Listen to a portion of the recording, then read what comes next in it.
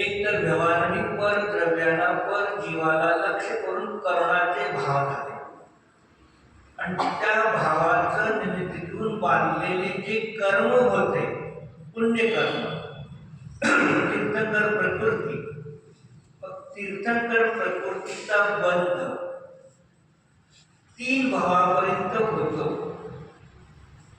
तीर्थंकर प्रकृतीचा बंध तीन भावापर्यंत होतो, पण उदय तिसऱ्या भावात येतो. भरत आणि ऐरावत क्षेत्रांच्या जीवाना तीन भावापूर्वी तीर्थंकर प्रकृती बांधतात. भरत ऐरावत क्षेत्रातले जीव विजय क्षेत्रातले 4 भावात तीर्थंकर प्रकृती बांधणारे आहेत.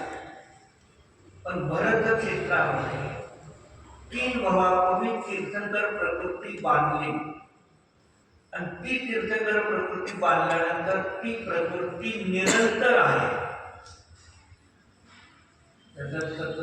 सत्संख्या क्षेत्र सत्यकाळ अंतर अल्पभूत भावाच्या त्या तीर्थंकर प्रकृतीमध्ये अंतर पडत नाही. एकदा बांधली की ती सतत बांधते. मग मनुष्य भावाने तीर्थंकर प्रकृती बांधतात. तिघेंच्या गतीमध्ये देव गतीमध्ये नरक गतीमध्ये तीर्थंकर प्रकृती बांधत नाही. तीर्थंकर प्रकृतीचा बंध होऊ शकतो, बांधत नाही. मनुष्य गतीमध्ये तीर्थंकर प्रकृती बांधली आणि राजा नरकामध्ये गेले, तिथे पण तीर्थंकर प्रकृतीचा बंध सतत चालू आहे. एक जीव मनुष्य गतीमध्ये तीर्थंकर प्रकृती बंध स्वर्गात गेला, तिथे पण चालू आहे. पण तीर्थंकर प्रकृती बांधून तिनेच्या गतीत कधी जात नाही,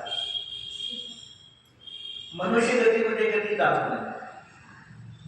तीर्थंकर प्रकृती बांधून देव आणि नरकतो ठिकाणी.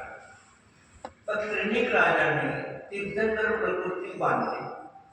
मग त्या जेवढा काळ मनुष्य गतीमध्ये होता तेवढा काळ तीर्थंकर प्रकृतीचा बंध सतत होता.